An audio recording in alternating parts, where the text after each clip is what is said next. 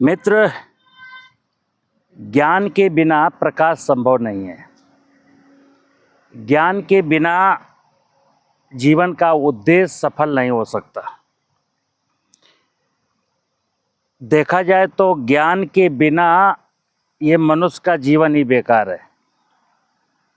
आज बात मैं खेती की कर रहा हूँ और जब खेती के ज्ञान की बात आती है तो खेती के ज्ञान का मतलब होता है ये धरती माँ, हमें इसी ज़मीन पर बीज बोना है, चाहे जिस फसल का बोएं। आज देश में इस ज़मीन को, धरती माता को छोड़ करके सब बातें होती हैं, लेकिन धरती माता की बात नहीं होती। हम समझते हैं कि अच्छा बीज लाएंगे तो अच्छी पैदावार हो जाएगी, अगर संतुलित उर्वरक डालेंगे तो पैदावार बढ़ जाएगी, अगर हम फसल के खरपतवारों को वीडीसाइड डाल के मार देंगे तो पैदावार बढ़ जाएगी, अगर हम फसल की बीमारियों को ख़त्म करने के लिए फफूंदनाशक का प्रयोग कर देंगे तो पैदावार बढ़ जाएगी, अगर फसल में कोई कीड़ा लगा है और उसको मार देंगे कीटनाशक डाल के तो पैदावार बढ़ जाएगी। हो सकता है बढ़ जाए, लेकिन पैदावार बढ़ जाएगी। लेकिन जो फसल हम उगा रहे थे, उगा क्यों रहे थे, इस पर भी ध्यान दो। हम खाना खाते हैं, भोजन करते हैं इसलिए क्योंकि मेरा शरीर स्वस्थ रहे, मेरा मन स्वस्थ रहे, और जब मैं भोजन करूं तो उसमें स्वाद आए, चाव के साथ मैं भोजन कर सकूं। तो स्वाद और पौष्टिकता, भोजन जब भी मैं करता हूं तो उसके पीछे का मकसद, एक मकसद तो ये होता है कि भूख लगी है तो जरा जो पेट में चूहे कूद रहे थे, जो पेट में अग्नि लगी थी, उसको शांत करने के लिए 2 रोटी खा ली, लेकिन स्वाद नहीं आया और स्वास्थ्य नहीं बना। ठीक है ना। तो क्या है, खेती में, खेती का मुझको ज्ञान नहीं है, और ज्ञान एक जमाने में था, हमारे पूर्वजों को ज्ञान था, लेकिन हमारे जो खेती का ज्ञान था उसको चंद लोगों ने टेक्नोलॉजी के नाम पर उस ज्ञान का सत्यानाश कर दिया और हमको भी अज्ञान की ओर ढकेल दिया।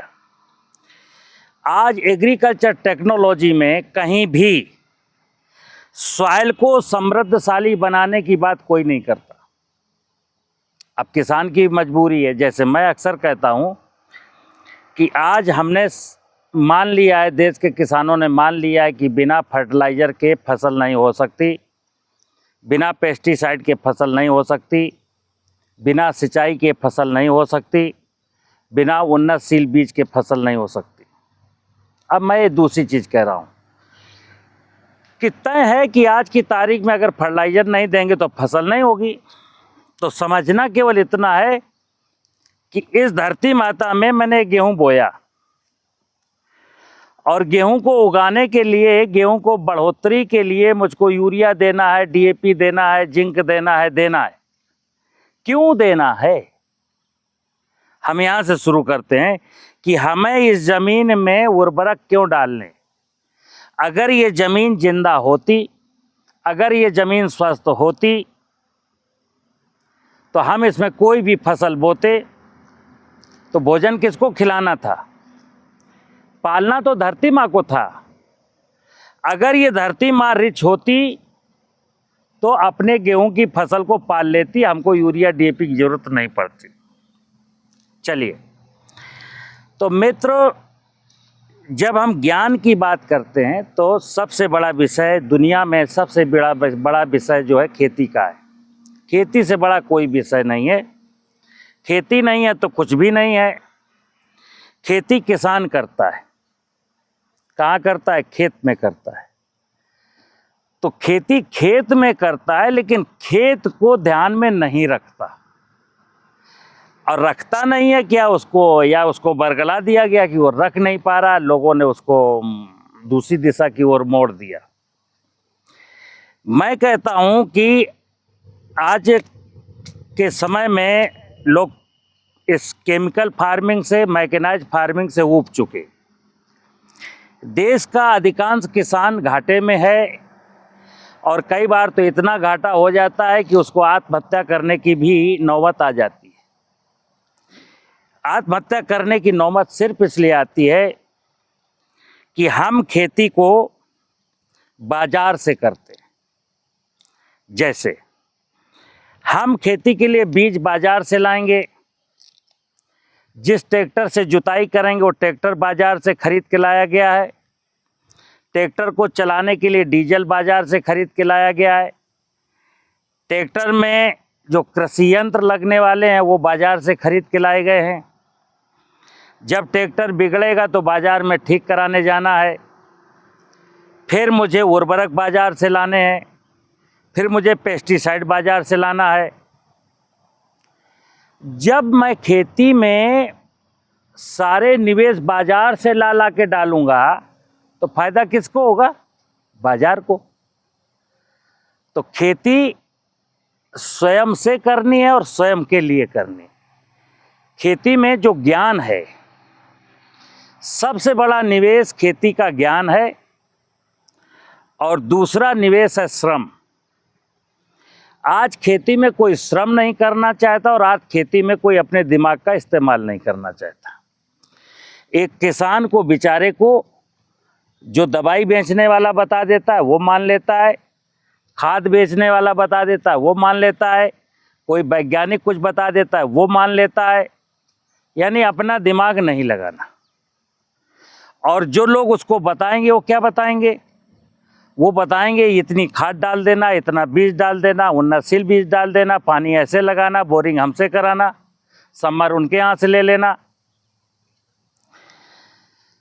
मित्र कहते हैं तमसो माँ ज्योतिर्गमय, असतो माँ सद्गमय, मृत्योर माँ मृतंगमय, ओम शांति शांति शांति। हे माँ, कौन माँ? प्रकृति रूपी माँ, ये धरती माँ, ये माँ पार्वती। इससे मैं क्या अनुरोध करता हूँ? हे माँ, तू मुझे अंधकार से प्रकाश की ओर ले चल, तू मुझे असत्य से सत्य की ओर ले चल, तू मुझे मृत्यु के भय से अमृत की ओर ले चल, जहाँ मुझे सिर्फ और सिर्फ शांति ही शांति दिखाई पड़े। अब ये एक कहावत है, हे माँ मुझे अंधकार से प्रकाश की ओर ले चल, मुझे असत्य से सत्य की ओर ले चल, मुझे मृत्यु के भय से अमृत की ओर ले चल। लेकिन मित्र, ये माँ आपको कैसे ले जाएगी? आपको जाना है ना। हमको ज्ञान के माध्यम से समझ में आना चाहिए जीवन में प्रकाश का मतलब क्या है, जीवन में सत्य का मतलब क्या है, जीवन में अमरत्व का मतलब क्या है। तो ज्ञान एक ऐसी चीज है कि ज्ञान के माध्यम से ही हम ये अपने जीवन के सभी काम पूर्ण कर सकते हैं। अज्ञानी व्यक्ति का कोई भी धार्मिक अनुष्ठान पूर्ण नहीं होगा। आज की तारीख में दुनिया का हर व्यक्ति धार्मिक अनुष्ठान के नाम पर सिर्फ और सिर्फ आडंबर और पाखंड कर रहा है। धरती बंजर हो गई, धरती के नीचे का पानी हमने लूट लिया, धरती के ऊपर खड़े हुए जंगल काट लिए, धरती में रहने वाले अनेक प्रकार के जीव जंतु मैंने पेस्टिसाइड डाल के मार दिए। और मैं कहता हूँ, हे माँ, तू मुझे प्रकाश की ओर ले चल। हमने तो माँ को मार दिया, अब माँ हमको प्रकाश की ओर क्या ले जाएगी? चलिए, आज प्राकृतिक खेती का विषय है और जोर शोर से विषय चल रहा है। जगह जगह गोष्ठियाँ हो रही हैं, सेमिनार हो रहे हैं, योजनाएं चल रही हैं, लोगों के ग्रुप बनाए जा रहे हैं या पीओ बनाए जा रहे हैं, लेकिन कहीं भी जैविक खेती होती हुई नहीं दिखती। प्राकृतिक खेती कोई करने के लिए आगे नहीं बढ़ रहा है, क्योंकि जो प्राकृतिक खेती का सत्य है वो सत्य कोई बता भी नहीं रहा है, क्योंकि सबको अपनी अपनी दुकानें जो चलानी हैं। मैं किसान से अक्सर कहता हूँ, अभी भी मैंने कहा, खेती में बाजार से 1 रुपए की चीज नहीं लानी। ऐसा में ज्ञान मुझको प्राप्त हो जाए कि खेती से तो मुझे चवन्नी की चीज़ नहीं लानी, तो प्राकृतिक खेती की रास्ते पर आप चल पड़े। तो मैं आज बात कर रहा हूँ कि हमें प्राकृतिक खेती करनी, और प्राकृतिक खेती का जो आधार है वो है हमारी धरती माँ। जैसे खेती में पंच महाभूत की बात होती है, सूरज है, आकाश है, पानी है, हवा है, जमीन है। इस धरती के अंदर भी, जहाँ ये मेरा गेहूं खड़ा है, इस धरती के अंदर भी आकाश है, इस धरती के अंदर वायु है, इस धरती के अंदर पानी है, और इस धरती के अंदर अग्नि भी है। धरती अपने आप में पंच महाभूत का एक कॉम्प्लेक्स है। लेकिन हुआ क्या, इसकी एक संरचना होती है मित्र। इस जमीन के नीचे बहुत सारे जीव जंतु रहते हैं, उनकी छोटी छोटी कॉलोनियां हैं। जब मैं इसके ऊपर 4 टन का ट्रैक्टर दौड़ाता हूं तो सब जीवों के रहने वाली जो कॉलोनियां हैं वो डिस्ट्रॉय हो जाती हैं। फिर उसके बाद जब मैं इस धरती पर खरपतवार को मारने के लिए, इंसेक्ट को मारने के लिए, किसी बीमारी को मारने के लिए सिस्टेमिक पेस्टिसाइड डालता हूँ, तो ज़मीन में रहने वाले नाना प्रकार के जो जीवन हैं वो सब नष्ट हो जाते हैं। तो धरती माता को तो मैंने मार दिया। इसके बायोलॉजिकल कैरेक्टर पेस्टिसाइड डाल करके ख़त्म कर दिए, इसके फिजिकल कैरेक्टर ट्रैक्टर चला के ख़त्म कर दिया, और केमिकल कैरेक्टर तो केमिकल डाल करके, यूरिया डाल के ख़त्म हो गए। यानी इसमें नेचुरली अब कोई क्रिया नहीं हो रही है, तभी तो मुझे गेहूं में कुछ डालना पड़ता है, या कोई भी फसल बोएंगे कुछ डालना पड़ेगा। चलिए, अब ज्ञान क्या है? अभी जैसे मैंने इतनी बात बताई तो आपको समझ में नहीं आएगी। मित्र, इस धरती पर नाना प्रकार की वनस्पतियां और नाना प्रकार के जीव जंतु रहते हैं। अगर मैं इस धरती के निर्माण की प्रक्रिया को समझने का प्रयास करूं तो इस धरती को बनने में, इस धरती के ऊपर धरती को सजने में और धरती के ऊपर की बायोडाइवर्सिटी को सजने में 3 करोड़ 40 लाख साल लगे, लगभग 3.5 करोड़ वर्ष। और शिव पुराण आप पढ़िए, ये धरती शिव है, और धरती के ऊपर जितनी भी वनस्पतियां हैं ये माँ पार्वती है। धरती को हम आदि पिता सदाशिव कहते हैं, और धरती के ऊपर जितनी भी वनस्पतियां हैं उनको आदि शक्ति माँ दुर्गा यानी पार्वती कहते हैं। तो प्रारंभ काल से धरती पर इतने प्रकार की वनस्पतियां नहीं थी। ये वनस्पतियां सनय सनय करके, धीरे धीरे करके लाखों वर्ष बीतते गए। छोटी वनस्पतियां, फिर मध्यम वनस्पतियां, फिर बड़ी वनस्पतियां, छोटे जीव, बड़े जीव, मध्यम जीव।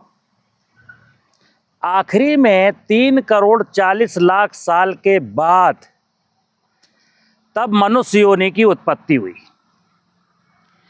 कहते हैं कि इस धरती पर जितनी भी इकाइयां हैं वो अकारण नहीं है, उनके होने का कोई ना कोई कारण है, और मनुष्य के इस धरती पर होने का कोई विशेष कारण है, चूंकि हम परमात्मा की सबसे सुंदर और अंतिम रचना हैं। ध्यान रखना, हम ईश्वर की सबसे सुंदर और अंतिम रचना हैं। मुझे ज्ञानावतार कहा गया है, मुझको इस धरती रूपी बगिया का मालिक कहा गया। तो हमारा कारण विशेष है। गेहूं का कोई कारण है, ये जो घासें जमी हुई हैं, मैं कैमरामैन से कहूँगा जरा जूम करके दिखाएं। देखिए, ये नाना प्रकार की ग्रासेस हैं, कितने प्रकार की ग्रासेस हैं ये आप देख सकते हैं। ये कोई क्रॉप नहीं है, ये कोई फसल नहीं है हमारी। इनको मैं कहता हूँ ये खरपतवार है। इनको क्या कहता हूँ? ये सब खरपतवार है।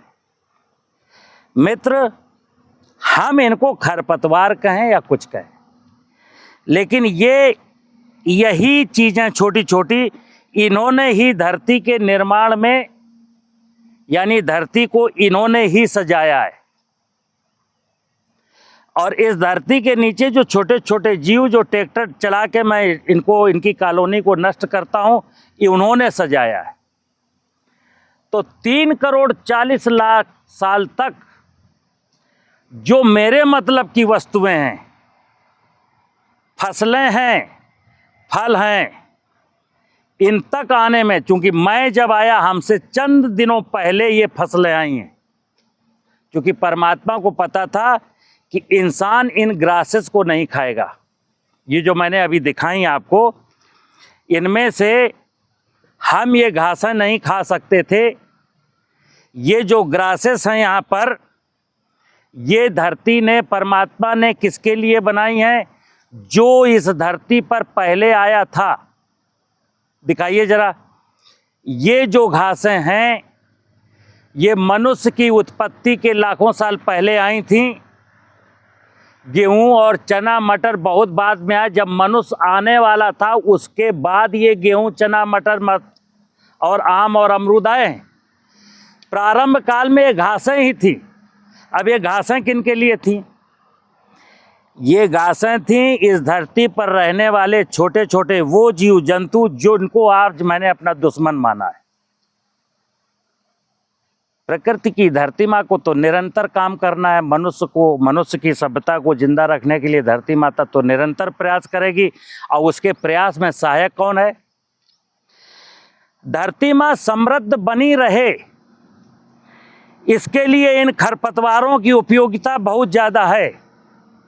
लेकिन आधुनिक विज्ञान ने कहा कि ये आपकी मुख्य फसल के साथ न्यूट्रिशन का, पानी का और सूरज की रोशनी का कंपटीशन करते हैं। अगर ये रहेंगे तो फसल का उत्पादन गिर जाएगा। तो क्या करना चाहिए? इनको मार देना चाहिए। तो बीडीसाइड डाल के इनको हम मारने लगे। फिर क्या हुआ? अरे इस जमीन के अंदर दीमक रहती है, व्हाइट ग्रब रहता है, निमेटोड्स रहता है। अगर वो रहेंगे तो हमारी फसल को नुकसान होगा, तो इसको मार देना चाहिए। तो जब हम निमेटोड्स को, दीमक को, व्हाइट ग्रब को मारने के लिए कोई भी इंसेक्टिसाइड डालता हूं, तो जानते हो जमीन में रहने वाले सभी प्रकार के जीव जंतु मर जाते हैं। सभी प्रकार के जीव जंतु मर जाते हैं। क्या हुआ? हम पढ़े लिखे हैं, हम पढ़े लिखे अज्ञानी हो गए। हमारे पूर्वज पढ़े लिखे नहीं थे लेकिन ज्ञानी थे, तभी मेरे देश की धरती सोना उगलती थी। मेरे देश को सोने की चिड़िया कहा जाता था। हमारा देश 17वीं शताब्दी तक पूरी दुनिया को खाद्यान्न सप्लाई करता था। कोई भी किसान आत्महत्या नहीं करता था। हम चना, मटर, मसूर रबी के सीजन में, मैं कोई भी रबी की फसल बरसात की संचित नमी में बो देता था। मुझे पलेवा की ज़रूरत नहीं पड़ती थी, हमें फर्टिलाइज़र की ज़रूरत नहीं पड़ती थी, हमारी फसलों में कोई बीमारी नहीं लगती थी, हमारी फसलों में कोई कीड़ा नहीं लगता था। और ये जो खरपतवार होते थे इनको मैं उखाड़ करके लाता था, अपने पशुओं को खिलाता था, पशुओं का गोबर फिर ज़मीन में लौटा देता था। ये था खेती का ज्ञान। यानी कि एग्रीकल्चर की परिभाषा है कि भूमि, अपनी भूमि में फसलों को उगाने की वह कला, ये मेरी भूमि है, हम अपनी भूमि में फसलों की उगाने की वह कला करूं कि जिससे मेरी ज़रूरतें पूरी हो जाएं, लेकिन इस मिट्टी की उर्वरा शक्ति पर कोई भी प्रतिकूल प्रभाव ना पड़ने पाए। यानी इसकी बायोलॉजिकल प्रॉपर्टीज डिस्ट्रॉय ना होने पाए, इसकी फिजिकल प्रॉपर्टीज खराब ना होने पाए, और ना ही इसकी केमिकल प्रॉपर्टीज खराब होने पाए। लेकिन आज की आधुनिक कृषि तकनीकी में हमने सब कुछ गड़बड़ कर दिया। आज बात जब प्राकृतिक खेती की आती है तो सोशल मीडिया में जरा प्राकृतिक खेती के चैनल देख लेना। कोई कहता है कि हींग डालने से फसल बढ़ जाती है, फिटकरी डालने से ऐसा हो जाता है, मट्ठा डालने से ऐसा हो जाता है, मट्ठे में तांबे का सिक्का डाल देने से ऐसा हो जाता है। इस प्रकार की हजारों सैकड़ों बातें आपको मिलेंगी। वो भी नहीं कहते हैं कि इस धरती को अच्छा बनाने से ऐसा हो जाता है। तो मैं क्या कहता हूँ, धरती को अच्छा बनाने से ही सब कुछ होगा। ये मेरी माँ है, यही भगवान है, यही माई बाप है, इसी में शिव समाया हुआ है, इसी में पार्वती खड़ी हुई है। शिव मेरा आदि पिता है और वनस्पति जगत मेरी आदि शक्ति माँ दुर्गा है। हमको पालने का काम माँ पार्वती करती है और हमको ही नहीं, इस धरती की जिम्मेदारी जो परमात्मा के द्वारा 84 लाख योनियों के जीव जंतु हैं, सबके लालन पालन का काम ये धरती और धरती के ऊपर खड़ी हुई वनस्पतियां ही करती। मित्र, हम तो अपने लिए फसल बोते हैं, लेकिन क्या हम गिलहरी के लिए, चिड़िया के लिए, केंचुआ के लिए और धरती की उर्वरता के लिए भी कोई फसल बोते? नहीं बोते। धरती माँ जानती है कि हमारे जो बच्चे हैं, जिनको जो दुनिया की, धरती की सबसे सुंदर रचना है, उनका कालांतर में कलयुग आते आते उनके दिमाग में कमी आ जाएगी, वो अज्ञानता की ओर बढ़ चलेंगे। इसके बावजूद माँ कोशिश करती है कि मैं फर्टाइल बनी रहूं और मैं सबको पालूं। माँ प्रयास कर रही है सबको पालने का और मैं प्रयास कर रहा हूं सबको मारने का। तो प्राकृतिक खेती का मतलब हुआ कि जमीन को जिंदा करना है, माँ की फर्टिलिटी को बढ़ाना है। और जब फर्टिलिटी की बात आती है तो फर्टिलिटी का पैमाना है कि इस धरती में जीवांश कार्बन की मात्रा कम से कम 1% होनी चाहिए, कम से कम। हमारे शरीर में खून 4.5 लीटर है और इस खून में हीमोग्लोबिन की मात्रा 15, 16, 18 यूनिट है। अगर मेरा 1 लीटर खून बह जाए तो मुझको एम्बुलेंस से जो है अस्पताल जाना पड़ेगा, और अगर मेरे शरीर में हीमोग्लोबिन की मात्रा 8 यूनिट रह जाए तो मैं फिर हेल्दी नहीं रहूँगा। मित्र, ठीक इसी प्रकार इस जमीन में कार्बन एक खून है और जीवांश हीमोग्लोबिन है। अगर ये मेरा 1 हेक्टेयर का, मान लीजिए 1 हेक्टेयर का खेत है, इसकी मिट्टी का वजन 20,000 कुंटल है, 6 इंच की मिट्टी का वजन 20,000 कुंटल है। इस 20,000 कुंटल में कार्बन की मात्रा 1% यानी 200 कुंटल और जीवांश की मात्रा 10:1, कार्बन का 10वां हिस्सा। 200 कुंटल कार्बन है तो 20 कुंटल जीवांश हमको हर साल प्राप्त होगा। तो इन फसलों का पूरा काम धरती माता खुद कर लेगी। हमको किसी फर्टिलाइजर की ज़रूरत नहीं पड़ेगी। जीवांश में सारे पोषक तत्व हैं। अभी मैं केवल नाइट्रोजन और फास्फोरस देता हूँ, कुछ लोग पोटास दे देते हैं। धरती में पूरे बैलेंस पोषक तत्व हैं और बैलेंस बनते हैं नेचुरल वे में। जब इस धरती अपना काम स्वयं करती है, इस धरती को मैं स्वयं काम करने देता हूँ, इससे जो मैंने प्राप्त किया था उसको लौटा देता हूँ जहर रूप में, जो कुछ भी है, तो ये काम कर लेती है। जब इसमें ह्यूमस की मात्रा, जीवांश की मात्रा 1% से अधिक होती है तो हमारे हर भोजन सामग्री में स्वाद होता है और पौष्टिकता की गारंटी होती है। अगर इसमें जीवांश कार्बन 0.3% रह जाएगा तो ना तो फिर स्वाद आएगा और ना पौष्टिकता की गारंटी दे सकती है। क्यों? क्योंकि इसमें जितने तत्व होने चाहिए थे वो तत्व हैं नहीं। तो प्राकृतिक खेती क्यों करनी है? प्राकृतिक खेती करने के पीछे क्या क्या लॉजिक है? तो मैं कहता हूँ प्राकृतिक खेती इसलिए करनी है, नंबर 1, किसान की जो खेती में उत्पादन लागत है वो कम हो जाए, उसके लिए इसमें जीवांश कार्बन का बढ़ना जरूरी है। हमारी आने वाली पीढ़ियां भी आनंद पूर्वक इस धरती पर खेती कर सकें, इसलिए जमीन का जिंदा रहना जरूरी है। हमको भोजन में स्वाद मिले, भोजन में पौष्टिकता हो, ताकि दूषित भोजन खा करके मैं अस्पताल में ना जाऊं, इसके लिए भी प्राकृतिक खेती करना जरूरी है। तो प्राकृतिक खेती तो जरूरी है मित्र, करनी पड़ेगी, और नहीं करेंगे तो सामूहिक आत्महत्या भी करनी पड़ेगी। और अगर आप फिर भी बेशर्म बने रहे, नहीं आत्महत्या किया, तो ये प्रकृति आपको मार डालेगी। पानी नहीं मिलेगा या पानी में हैवी मेटल्स होंगे, वो दूषित पानी पी के मरेंगे, या फल में सब्जी में जब 1 लाख 2 लाख 1.5 लाख रुपए के 1 एकड़ में पेस्टिसाइड डालेंगे और उसके अंश हमारे शरीर में जाएंगे तो मरेंगे। या हमारे बीच की जो सामाजिक समरसता है वो इतनी गंदी दूषित हो गई है कि मेरा मन भी ठीक नहीं है। यहाँ केमिकल रिएक्शन, केमिकल खा के केमिकल रिएक्शन बहुत होने लगे, आपस में लड़ झगड़ के मरेंगे, और ये हो ही रहा है।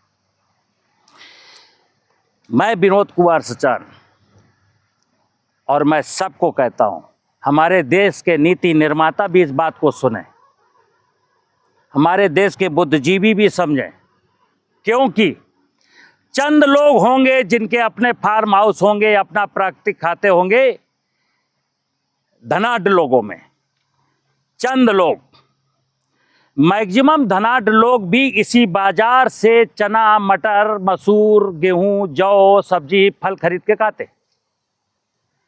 किसान को जब आप पेस्टिसाइड बेचेंगे, किसान पेस्टिसाइड डालेगा, भोजन की पौष्टिकता नष्ट होगी, भोजन में कंटामिनेशन होगा।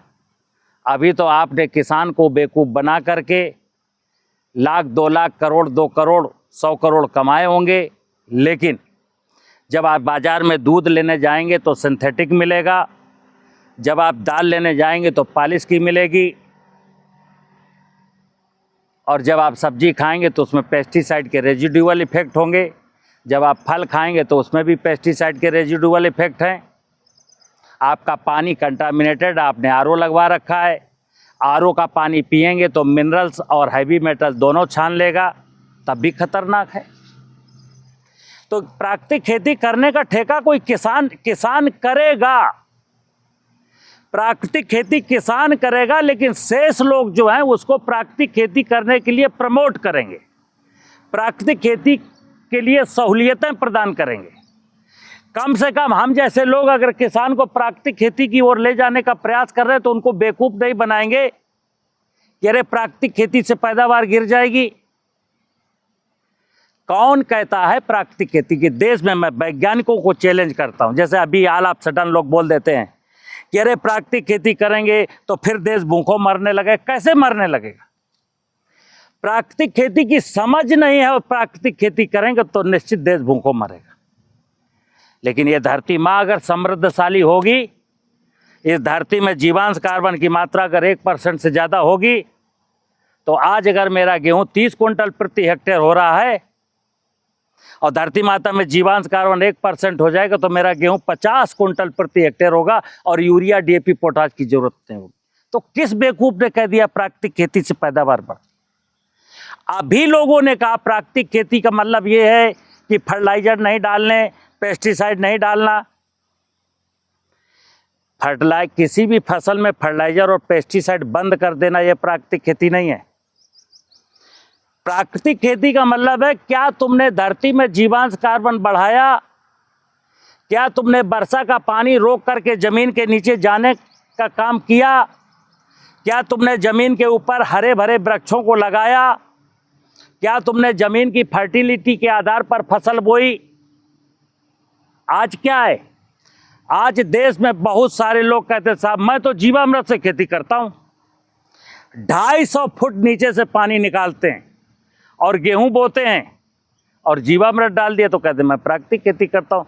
प्राकृतिक खेती का मतलब है प्राकृतिक संसाधनों का संरक्षण और बायोडाइवर्सिटी का संवर्धन। नमस्कार।